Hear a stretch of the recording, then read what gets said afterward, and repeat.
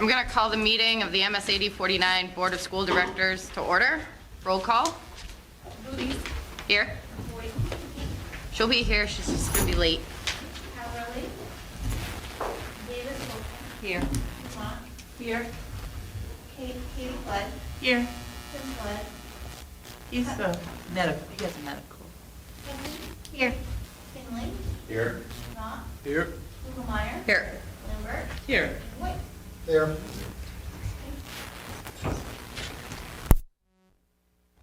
We'll have the Pledge of Allegiance. I pledge allegiance to the flag of the United States of America and to the republic for which it stands, one nation, under God, indivisible, with liberty and justice for all.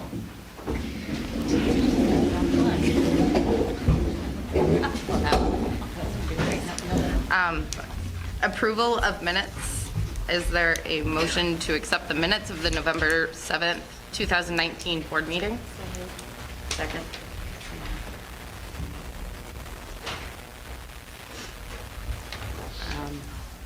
There was a motion by Katrina and seconded by Cara to accept the minutes. All those in favor? 8. Opposed? Abstained? 802. Citizens input. This is the time that we open it up to anyone who would like to speak about agenda items. Anyone who'd like to say anything?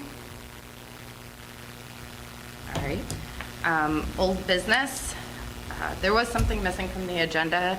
It's the last meeting we talked about the MSMA role in the superintendent search. And Beth and I had a meeting this past week to go over the timeline like everyone had directed. So I'm going to hand it over to Beth. That was quick. Wasn't it? Well, that was unexpected. Thank you. Yes. Let me pull up the notes that I sent I you. know, I couldn't find them. Pardon me.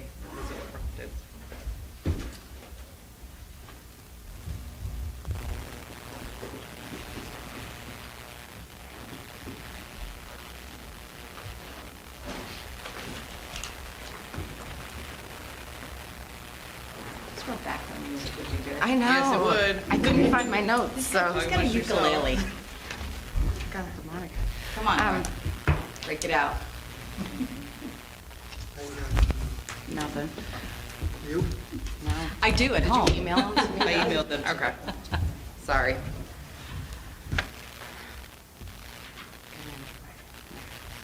Well, if you guys, Do you have them? no, but I do have something while you. Oh, here we go, I got it. Okay. Okay. I'm trying to find them. Okay, so we looked at the timeline, working backwards from, with the hope that we would have hired, made an offer by April. We sort of gave ourselves April 15th as a cushion. I know we had originally said April 1st. And beginning the search as soon as possible. So looking at like a December 2nd posting of an application. In December, soliciting and establishing an advisory board that's made up of community members, district parents, teachers that would serve in an advisory capacity to the board. Throughout December, creating a survey that would be used and published so that anybody could participate. January 6th, opening up that community input survey. The week of either that first week in January, the 6th through the 10th, or the 13th through the 17th. Asking MSMA to hold community forums in each of the towns in the district, so everybody would have opportunity there. Throughout, after that, having MSMA collate the forum information that was collected during that time, and then while they're doing that, we would work to establish scoring criteria based on the input that we collect from ourselves and from the community forums and the survey and the work of the advisory board. February 3rd, we would close the application, so it gives two months for that application to be open. Generally, it's a month and a half, but with the holidays, it felt like giving a little extra in there was worth it. Throughout February, we would score the applications and identify the finalists that would include work with the advisory board during that time. And then the week of March 16th through the 20th, having finalist interviews here with the full board, and making an offer by April 15th. So what that does, I know originally we had talked about hiring MSMA to do both the survey and the community forums. Doing some research and looking at what's out there, there are a lot of these type of surveys available publicly. I feel like we have the expertise on the board and to use other resources that are already out there that paying any extra money that we could cover, I think that's something that we can do. However, the forums, it felt like when we were discussing it and what is sort of common practice to have a third party doing that work when you're having people giving input and not having it be us sitting there receiving that input. Felt like that was the way, if we're going to spend money on this, that was the place to do that and have it to be most transparent. The other thing we talked about, and I found as practice in other districts, was to create a page on our website that would be for the superintendent search, and doing that would be an opportunity to keep anybody in the community up to date on where we're at, what the process is, to be able to post notes from those forums, notes from our meetings, and results, scoring criteria, any of the things that, when appropriate. Obviously, we can't post things while somebody's application is out, but what's appropriate there to be as transparent as possible, that might be a nice step to put on there. So that's what we came up with. Anyone have any comments, questions? I think we talked, so thank you. So sorry to miss that. Yeah. And in the timeline, because I know in the past we just talked about, like, typically the searches start around January, and I'm wondering if we can move it back just a little so we're not, I'm just worried if we're going to get like candidates that are potentially going to be, competing for a couple different spots. So if there's ways to think about maybe interviewing sooner, I don't know if that's possible, but. Well, looking at the MSMA timeline, was it 3 months, Beth? Mm-hmm. It was roughly a 3-month period, and we were trying to actually open it up a little bit sooner so that it gave us a little bit more time. And plus with the holidays and everything like that. Yeah, I mean, I think getting the call for applications, the job description, out in a second sounds really good. Maybe then what we do is based upon how they're coming in, for the window, right? Like, we can look to maybe move some of the stuff in February, because it seems like in February you can make up some lost time there. So potentially if we have a little bit of flexibility in that, where we could, depending upon the number of candidates, how that's evolving. But I really like the idea of the community forums and the rubric for scoring. I think that's pretty important. So, yeah. I applaud you. Go ahead. Sorry. That's where I would see it, is that when the applications are closed on the 3rd, we've given ourselves a month and a half to score the applications. I think probably, if we want to push it up, and are you saying because competition, that we don't want people getting offers and then pulling out of ours? And we want to be able to target the ones quickly. So I think you're right, we can make that up that time there, and that's what I would suggest, but yeah. So the only other thing that I can think of is actually having a subcommittee to figure out the advisory committee and who we want to pull in and how many people. I mean, we want to make it as transparent as possible, but we also don't want to be overwhelmed or overwhelm the applicants. Anything else on that? Anyone else have any old business? Yeah, so just, Jenny forwarded you guys the superintendent evaluation, which we will be doing at the next meeting. So just a refresher, I don't know, like 5 or 6 months ago, it's like maternity. Sean reached out and got a whole bunch of, different evaluations. We talked about wanting to have a much more substantive process for the people who are back on the board or new people than we've had in the past, which was just a verbal process. And really start to try to align a little bit of desired behaviors for the superintendent and working with the board and with the community, et cetera, and being able to go through these and kind of talk to them. And so this will be our first round because it's an interim and, you know, our interim has only been an interim intermittently. So some of the questions were reduced, and so this will be our first process. So for those who there's, you know, feel free to use the no opinion for people who are new or unsure, but it's to give you sort of an idea about some of the, you know, normed expectations, not only across the state, but across the country for a superintendent. And then if you can get that to Jenny or drop it off on HR, and Jenny will get it, and then we will kind of collate and put the responses together, and then when we have the session, everybody will have a chance to kind of give input too, but it creates some documentation for us. And Great. thank you for doing, so in advance, thank you for doing that.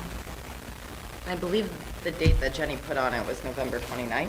Yeah, if I I'm did that. correct. I felt kind of Okay. bad. I was like, your homework is due right after the holidays, folks. Surprise! So, all right, moving on to news business. We have the MEA and SAT data review. Oh, sorry. I apologize. Before we get to that, we have some students who are Oh. present tonight that Yes. if we could move Mhm. to their reports, could we, maybe beginning with our junior high students, if Mrs. Reynolds will introduce them. So tonight we have Max Egan with us, who's one of our eighth graders. He's going to tell you about what's been going on in junior high school. I'm Max Egan, and I thank you for having me here tonight to present news from the schools for the junior high. Here are some things that have been happening during the past couple of weeks. Mr. Mayhews and Mrs. Heiner's homeroom joined forces to pick apples this fall. The apples that were picked off the tree in the junior high school courtyard were delivered to the cafe for use in Stockton. Most apples ended up in the fresh fruit juice dumpster and were reviewed by many students and staff. Mr. Mayhew's homeroom also connected with Mrs. LaPorte's homeroom for a different project. Mrs. LaPorte's advanced art students provided calligraphy style poems for teachers to post in their rooms. Post in their room. This year, Mr. Mayhew's homeroom made and painted frames for these poems to hang in the Student of the Month recognition for 2019-2020 7 years up in March. Teachers and staff members nominate many students to be in the youth month. After a number of nominations, students are randomly chosen by ballot.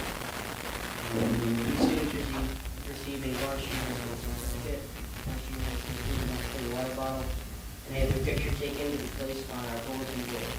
When you stop by our office, and you'll see who are nominated and chosen students are from the Students in literacy ELA class have written friendly letters to someone in their life who are grateful for an authentic audience. They communicated in writing why this person is important to them, traits they recognize in them, and some special memories they have together.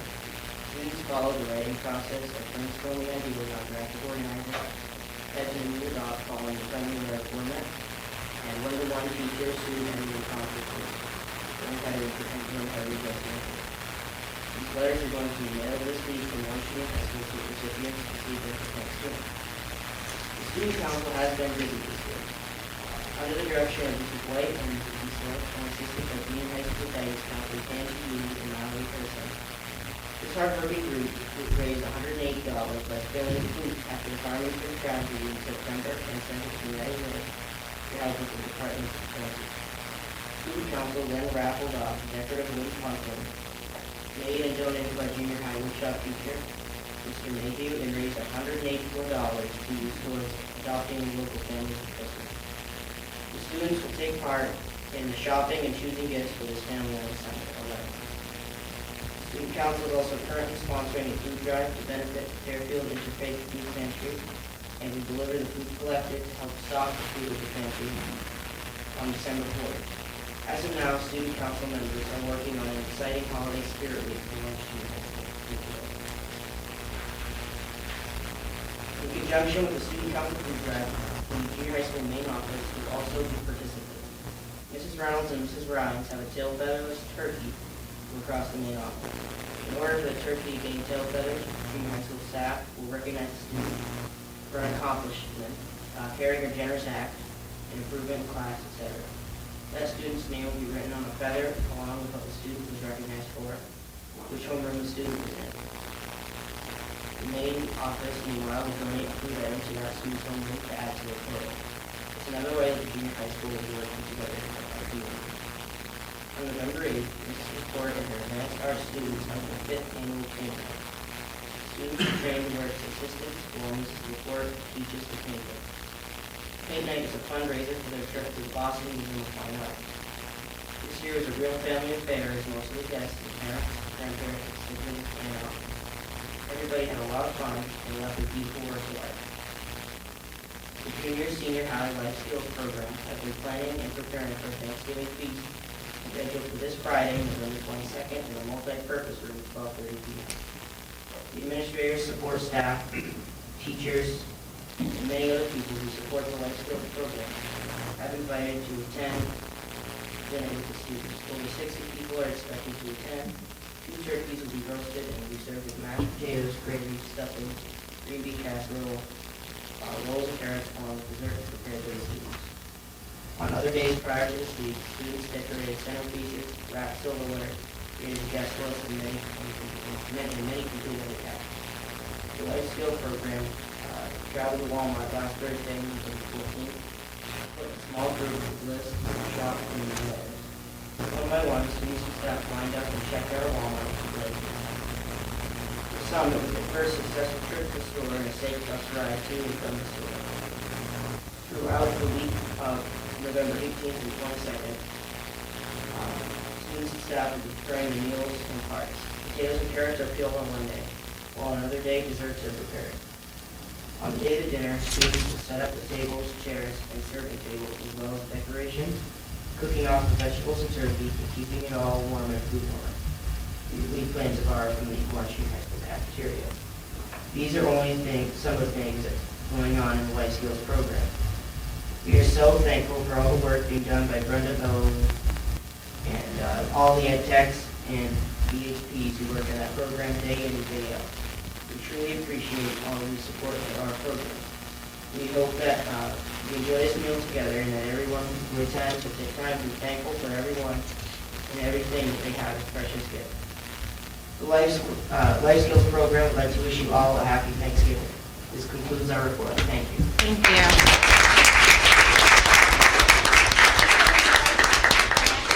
Max was our 8th grade student of the month for September. He does our pledge of allegiance often in the morning, and he's just a great member of our LJHS student body. Mr. Jones, aye. Hello, good evening, everyone. Hello. We have 2 awesome freshman students here. This is Alana Batts and Georgia Poulin. They're both freshman class officers, and they're here to tell you what's been happening in Holmes High School.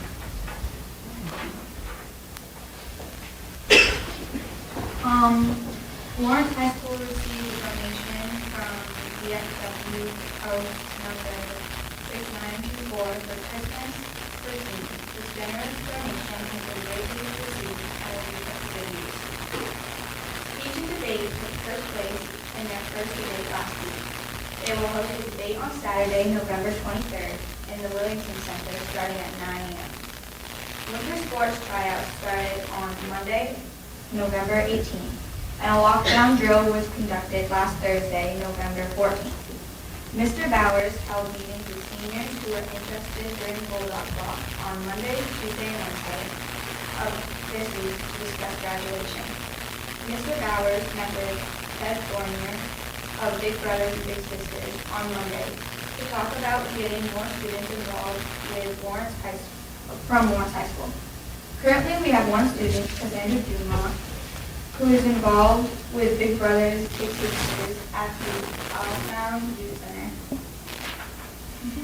The Students of the Month for the month of October were recognized in our Student of the Month Assembly on Friday, November 15th.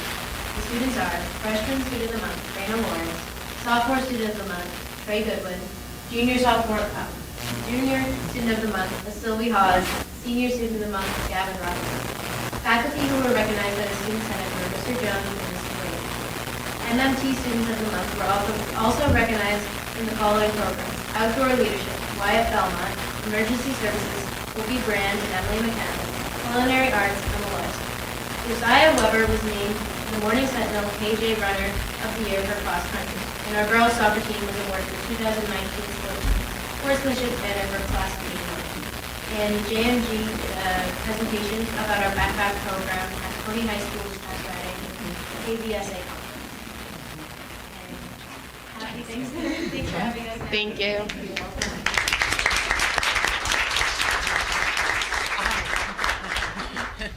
Way to go, Mr. Jones. Nice job, thank you.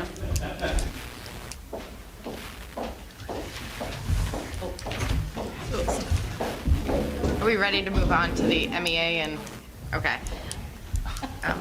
So we have the MEA and SAT data review report. Thank you. I did pass out a ton of files to everyone.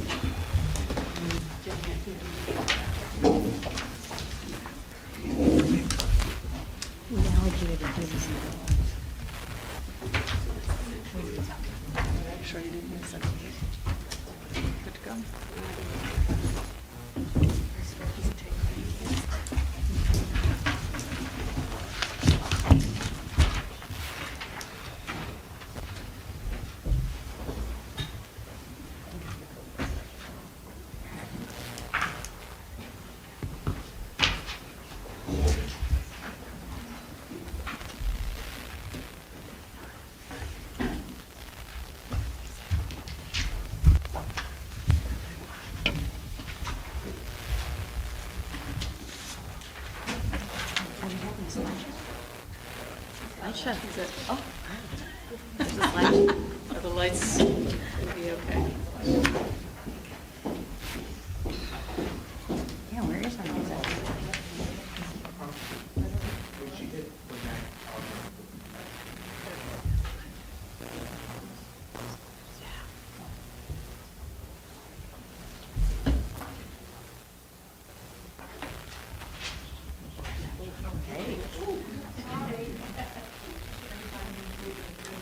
There you go. Maybe that's why you may not wake up. Turn those up.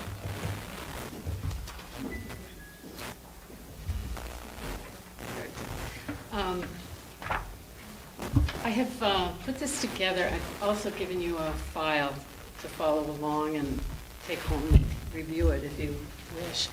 And I've done some color coding for the MEAs. Blue is well below state expectations. Orange is below state expectations. Gray is at, and yellow is above. So what I've done in the interest of time is just, I'm going to go through the slides for you and couple, like, I'm going to put together the well below and below and the at and above. So if you're confused or anything, just stop me. Just a question, what's the differential between well below and at? Yeah, there are cut points. There are cut points that, but I. So is it like a 20% differential? If you could just estimate it. Yeah. How about that? I can get you that Yeah, no, just so definite that I information. Yeah, it is. So there's the MEAs for grades 3 through 8. The district is the MSAD, that's the multi-state alternate assessment for special ed students, and then of course the SATs.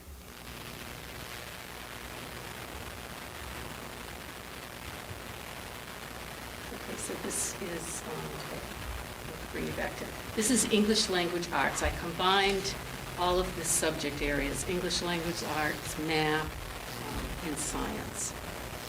And then I've given you individual schools. So this is Albion, and Albion, the well below is 51%, at and above is 49%, 49% compared to the state average. Benton is at and above 48%, well below and below for 52%. And as to the far right is the state. Clinton is well below at 46, at and above at 54. And again, that's language arts, literacy. Lawrence Junior High, that is 44% well below, and 56 at and above. Lawrence High School, it's third year SAT students, most likely juniors, but anybody that is in their third year. And that is well below and below at 56%, at and above at 44%. And the state average is 45%, well below, and at and above at 56%. Mathematics combined, that would be 3 through 6. 67% is below, well below, at and above it's 37%. Albion, below, well below, 67, at and above 33%. I'm going to not continue with well below and below. I'll just give you the numbers and know that the first one is well below, and the second part is at and above. So Benton is 64% and 37%. Clinton is 59% and 41%. And again, this is mathematics. Lawrence Junior High School is, Lawrence Junior High School is 64% and 36%. Lawrence High School is 69% and 31%. And we have science, and that's a combination there. And those students are tested in grades 5, 8, and the third year of high school. And again, that's 45% and 55%. The state average is 40% and 60%. Albion Science is 55% and 45%. Benton is 44% and 56%. Clinton is 29% and 71%.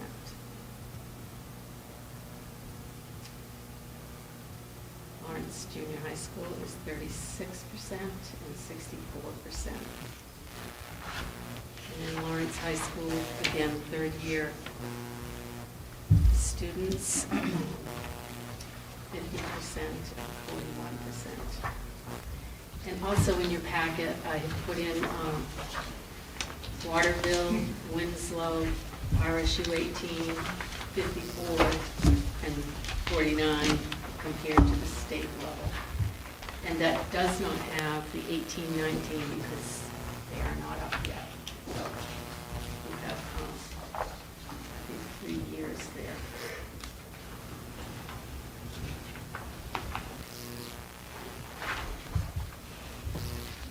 So we have some work to do. Is there any questions? You put the comparison, I see these are of districts, but the high school at comparison to the area high schools, like where we stand with the SAT. Where you are with the high schools? Yeah. Yeah, I don't believe it's there. I think those are just the NEAs, but I will get that for you. Okay. I would just be helpful. Sure. I also thought last year when we looked at this, Roberta, we'd had a discussion about, and I thought they had it on the dashboard, but pulling out students based upon. Yes, exactly, because because this is like, turns out to be not very useful for us because there's a subset of students that we're gonna expect to be testing in the lower range.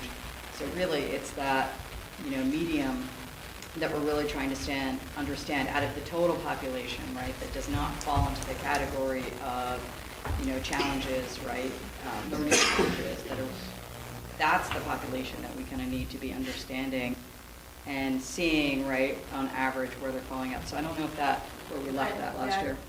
Group is one of those subgroups economically disadvantaged is also an Right, identified subgroup, right. which is a significant, Yeah.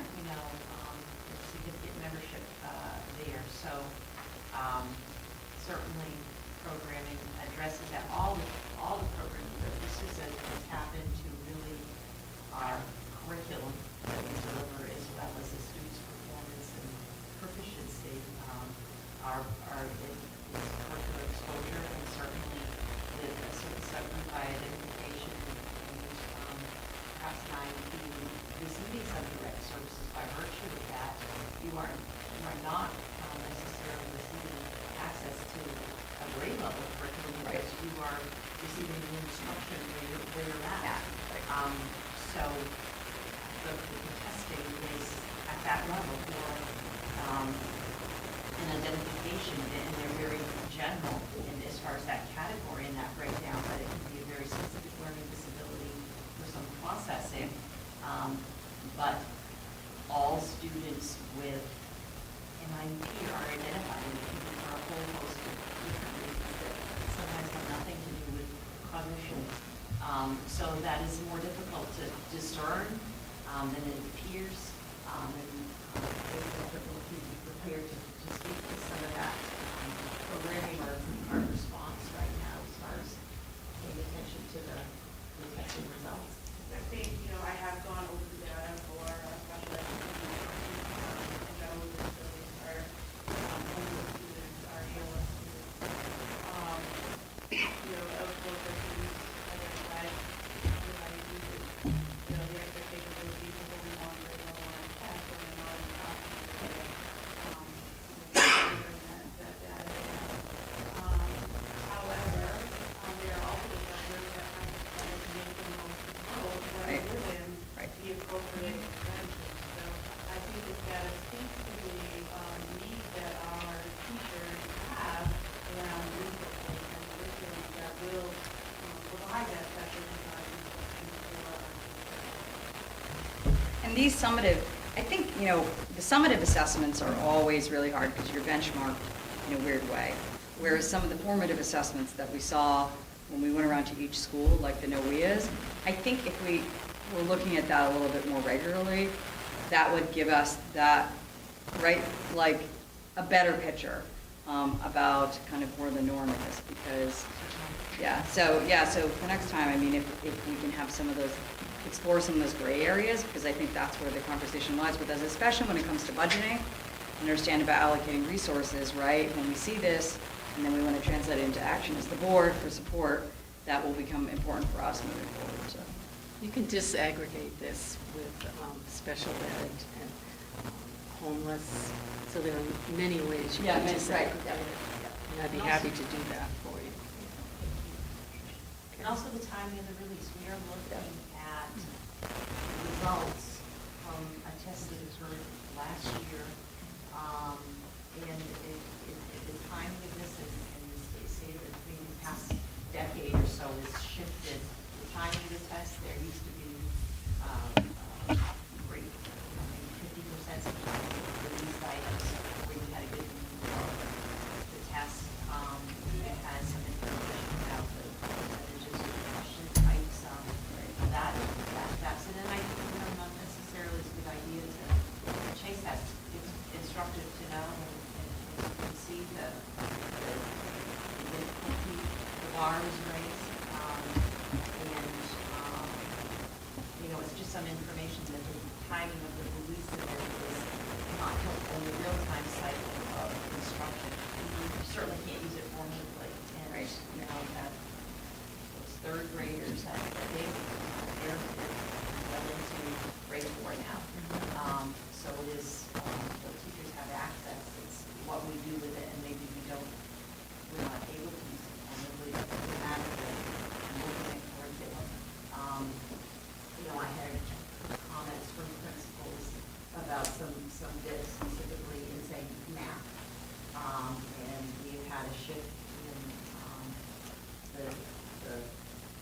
type of, or not the type of the product, but the type of the question, and it's dense in language.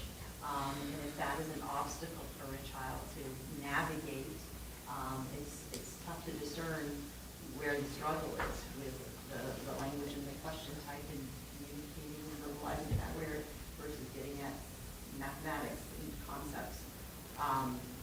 So anyway, I did hear from principals in that way, and we do intend to continue with our curriculum work in the district. We've, dedicated November 8th to that and just reviewing our internal measures. But I think those are of great value because it's a real-time read on how students are progressing well.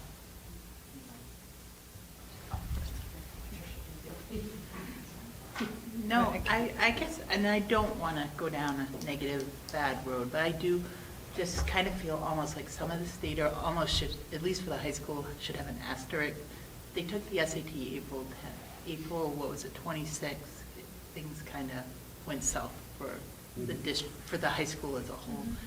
And for us to not acknowledge that, I think would be unfair to the teachers as well, because that is, to say that there's not an emotional impact on our students when there were some other stuff, I think I just want to acknowledge that, because I want to acknowledge it for the teachers who are teaching every day in what was a tough climate, and that we understand that. Beth, did you have something? So, yeah, it would be really helpful to see the breakdowns when you bring these, and then to also have it aligned really to, I understand timing of testing and all that, but these numbers haven't really changed, so you could have, I know the kids have moved on, but we're definitely, we're here, and so I'd love to see, what, we're struggling in math, and how are we supporting our teachers to, what are they attending, where are we sending them, who are we bringing in to support and help, because, populations are changing, our kids are changing,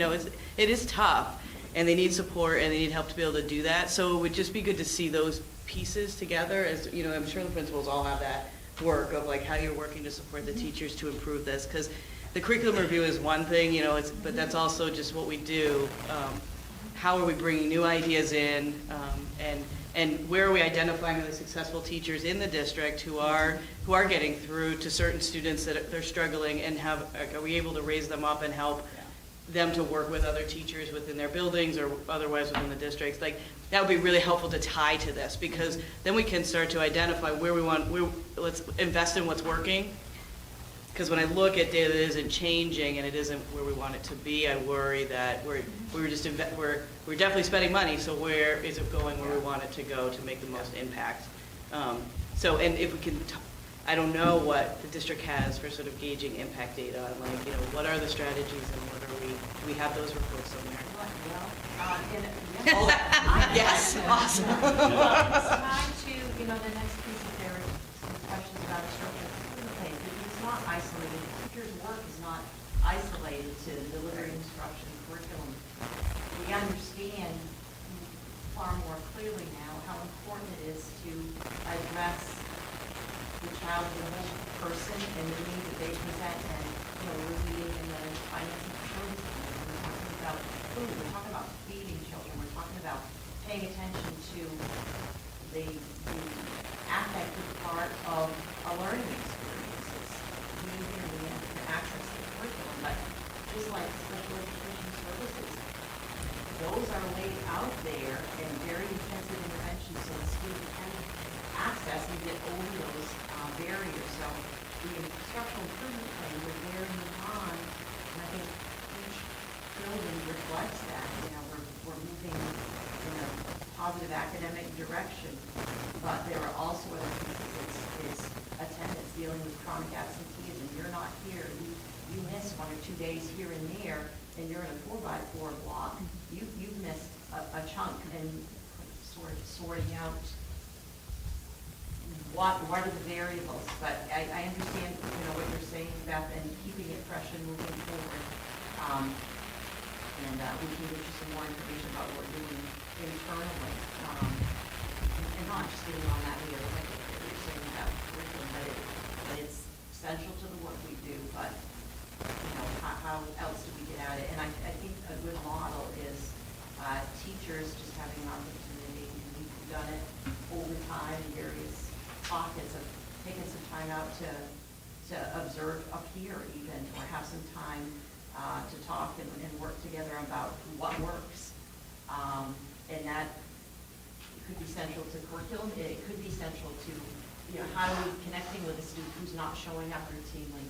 What are the things that work? I know that at the high school, we no longer, the bar grant has expired, but the whole philosophy behind that was to intervene, to build relationships, to support kids in all the ways that a school can. And we are called upon to do it all very broadly. And I think teachers, there's a lot of weight on those shoulders of making sure that we're meeting all those varied needs that have a bearing on this in part. So anyway, I know that's on people's minds, and it's in the forefront of the work that we do. So we'll update you with school-based PD. Thank you.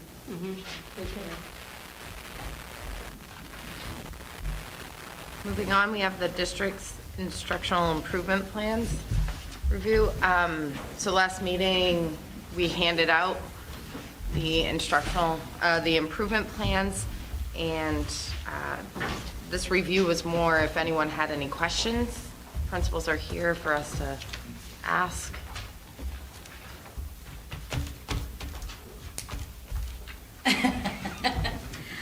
I thought I would just email my questions rather than, yes, Jenny's very grateful. I'll send you my questions. Okay, and I can just kind of summarize, I think what I just said, I think you'll see it reflected in each of them. There are, about 3 goals, and touching upon, all the elements that I mentioned in their own ways.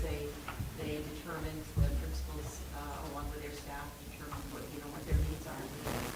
Their actions. Sorry.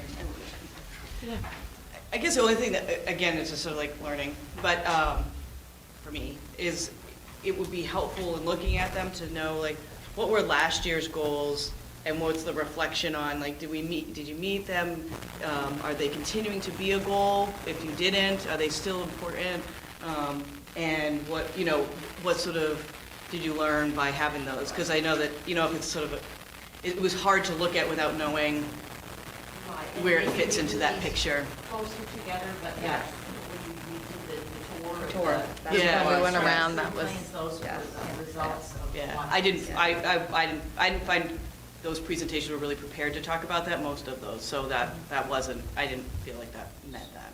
So they were similar, but again, maybe we do it closer together next time, so we understand, because I mean, Brian had a binder that be used as a weapon. I just got distracted looking through that entire thing, being like, oh my That was God. really useful, I Yes, agree. that was really And useful. that was really helpful to me, I could look through, and we had, I thought we had a nice conversation about, I asked some questions about that, and it was very clear that there was a lot of reflection and thought put into this year's goals and ideas based on last year's.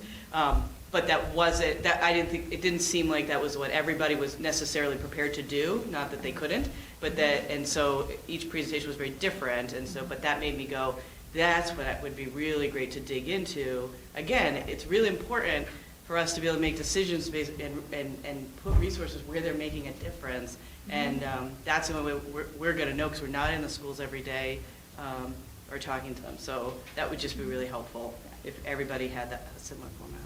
And part of that could be our fault, because we asked them not to make us all a binder.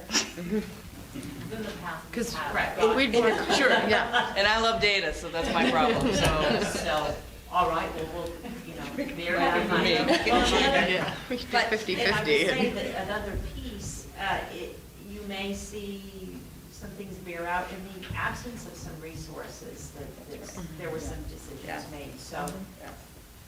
And I'll just say, for example, we no longer have coaches in schools, academic coaches.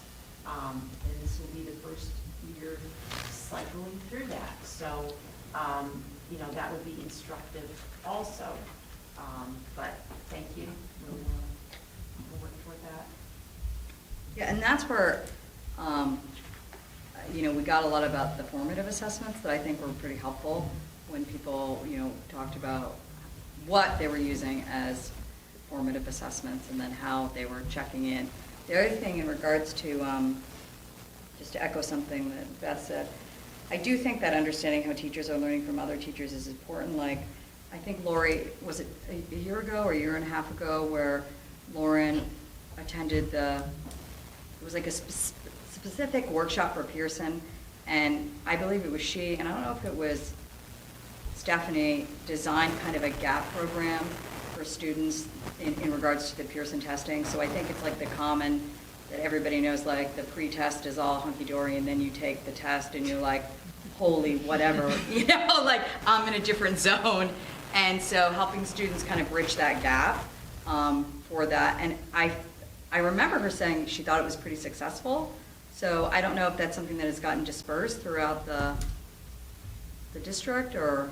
Well, we do a lot of things, in team meetings, in the grade span, working together to try to focus in on, the individual students and individual sharing that happens. Allium is one school, one classroom of each, so, Right. We work together like that in grade span to try to develop those kinds of things. Perhaps some of those things would be helpful for other schools. Yeah.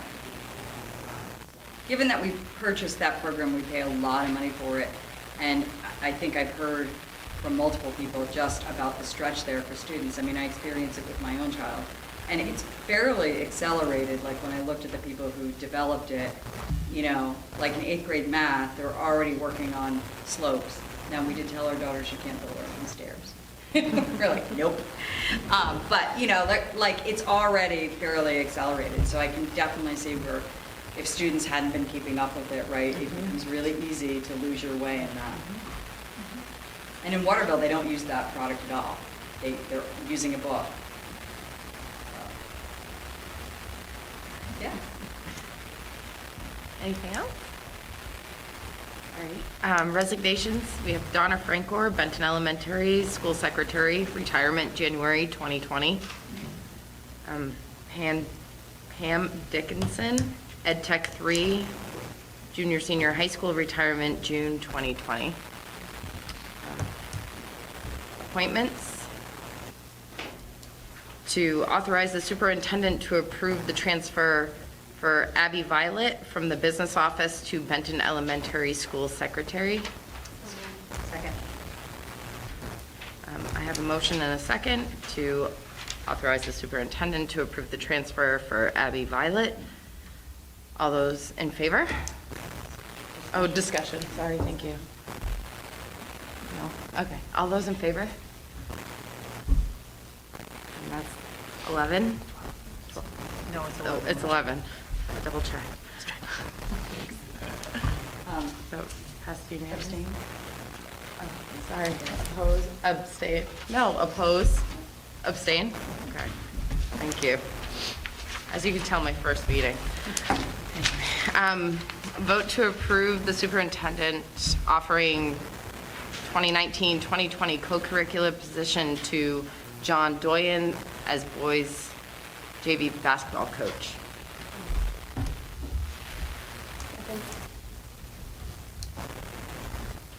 Is there a motion and a second to approve the superintendent offering the 2019-2020 co-curricular position? Any discussion? Yeah, yes. Okay. Why did we drop putting the money on? I found that super helpful. Because with all of the amounts that we pay in centers are itemized in the contract. And we don't. All of it is we don't. Okay, all right, Okay. so that I understand, Okay, so yeah. when you frame it in that way. Okay, now We're being now I'm coming along. Okay. All right, thank you. I You're appreciate welcome. All those in favor? 11. Opposed? Abstain? 0. Motion carries. Committee reports.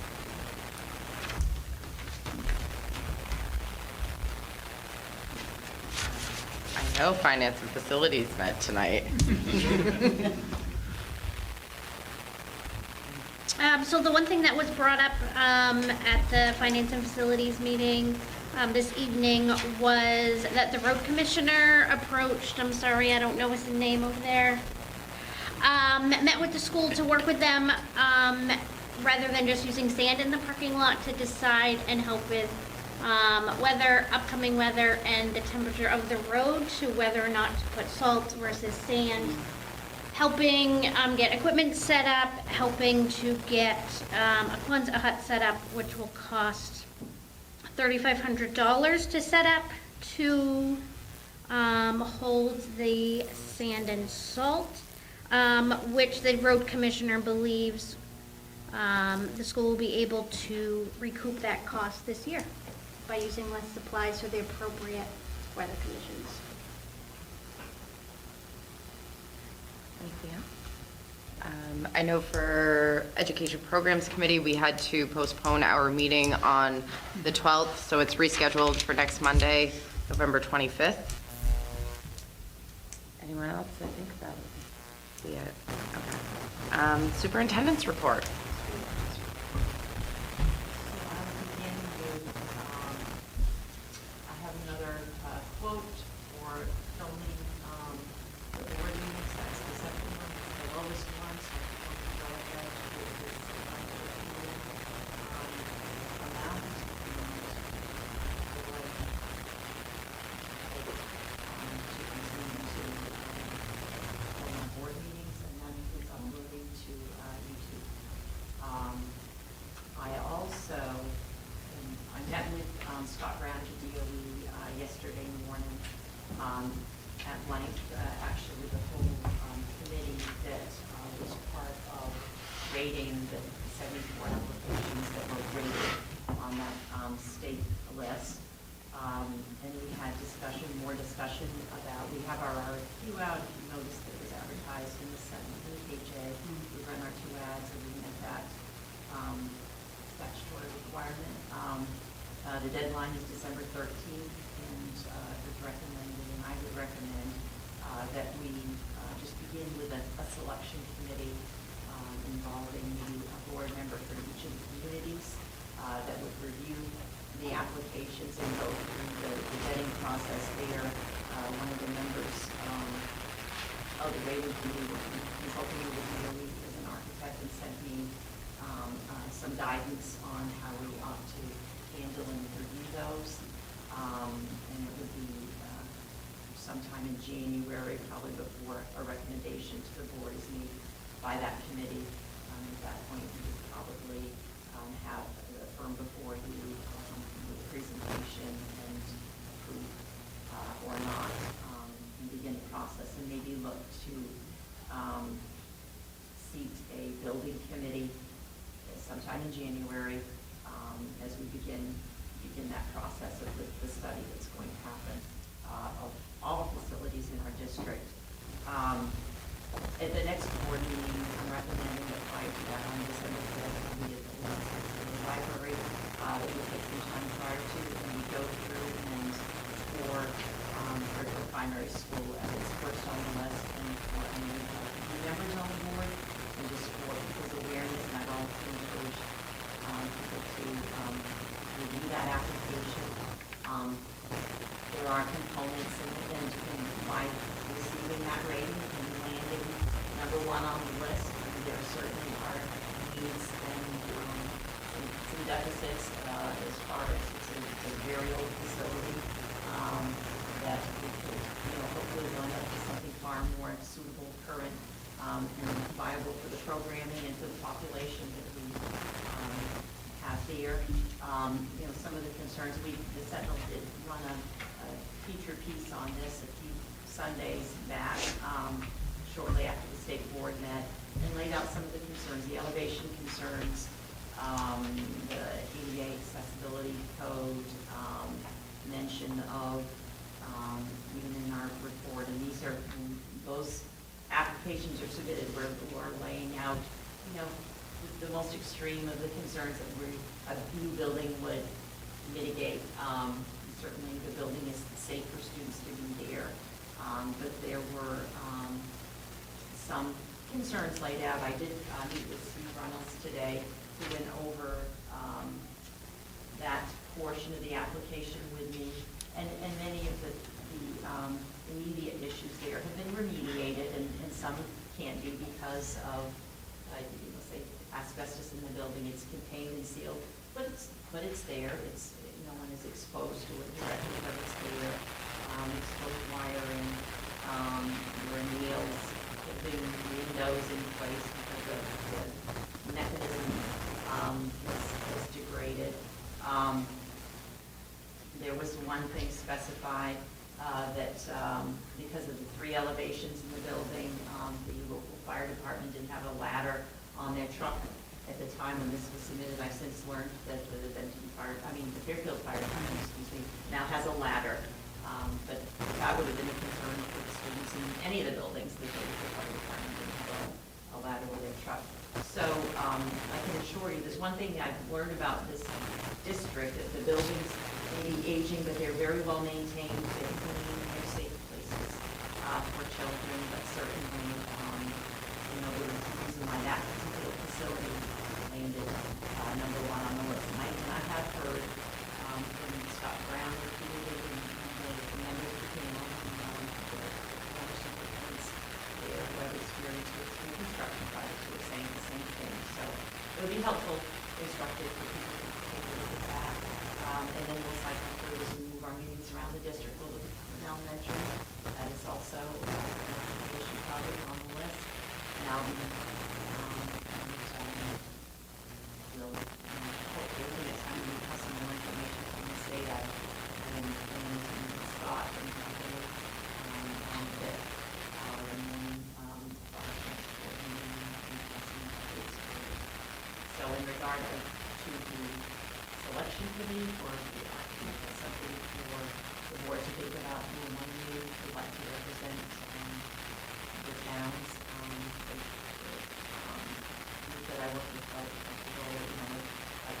4, and I will also be seated on that in the process. And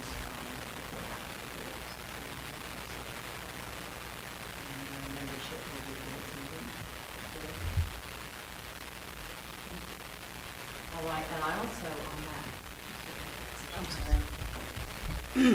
Have we ever been cited on Fairfield Primary for any safety violations in the past, recent 5 years-ish? I'm not sure. Okay. I'm not sure. You know, I don't think we've ever had any complaints from students. That place has been there for over 2 years. So it's just. And there are things that need to be corrected, and that's why it needed number 1 that all my kids went there and I never lost much sleep over Wow, Stu, let's go to the bar. Glad you shared that with us. And back to, Steve, one of the students, one of his decided that he is covering this new efficiency of a very, very old system. But he went through that today, one by one, looked at this, and then they overlaid it. So we're all coordination with the age of it. But, maintaining the state of continuity, zoning laws in place in the building, whether it was last year or when that application was submitted in March of 2017. So we're maintaining our buildings, nothing needs degrading. So when you say that, that's kind of our newest facility, they have the same complaint. So. No. Yeah. All right. Some of it is the. Right. So, the weeds kind of. right. So just be aware. So one other thing that Scott Brown has recommended, and I reached out to this person, in that application is an enrollment projection study. And he recommended that we update that data, not do the wrong study again. But so I spoke with Rebecca Mondell, who did the study originally, and she's given me a quote, and I suggested we go ahead and engage her, and she has the 3 cohorts that we have among us since we filed that. I think that would be very helpful, particularly in Scotland. We recommend that we go ahead and do that.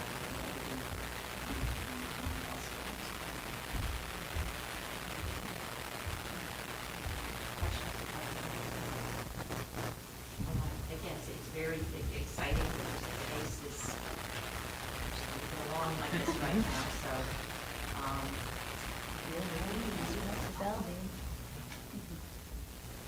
I did mention the finance committee, our audit will likely be ready by the end of the month. It was scheduled, so probably sometime in January before we'll be able to get in here with the audit will be available on standby.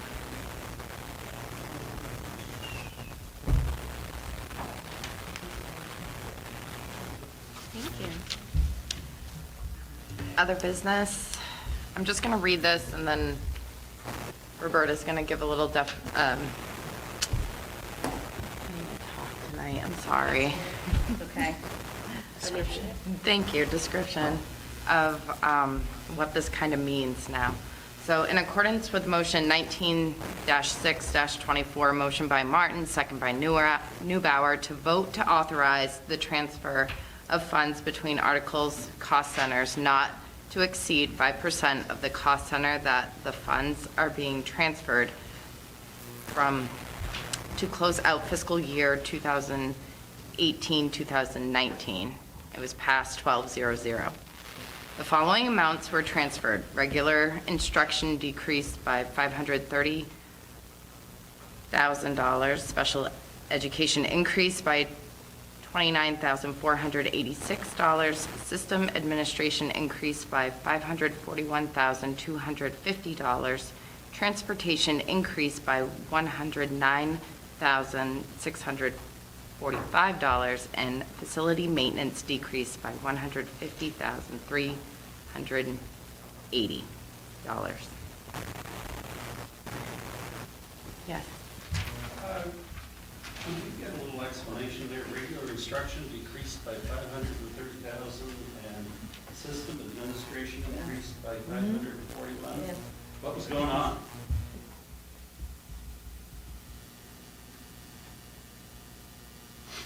I can answer to some of the figures as far as the Yeah. system administration.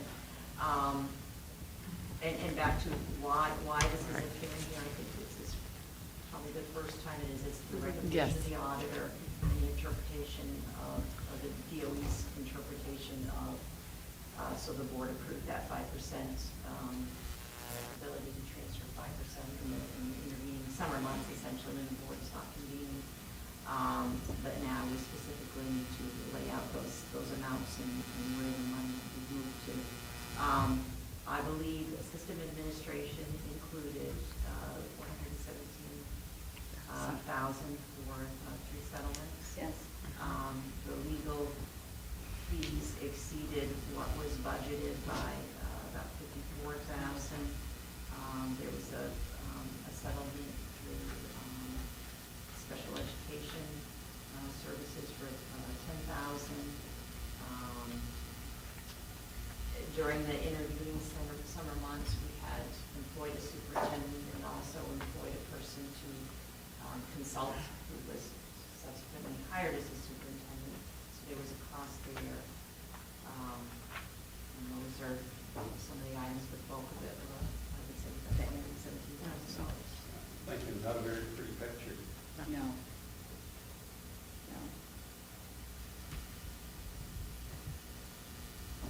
Anyone else? All right. I think we're going to take a brief recess right now before we go into executive session. 5 minutes recess. Oh, yes, sorry. Jenny. I move that we go into executive session pursuant to 1 MRSA Section 405-6E to consult with legal counsel. Second. First, any discussion? Motion? All in favor? 11. Opposed? Abstain? Passes. Thank you. 5-minute recess.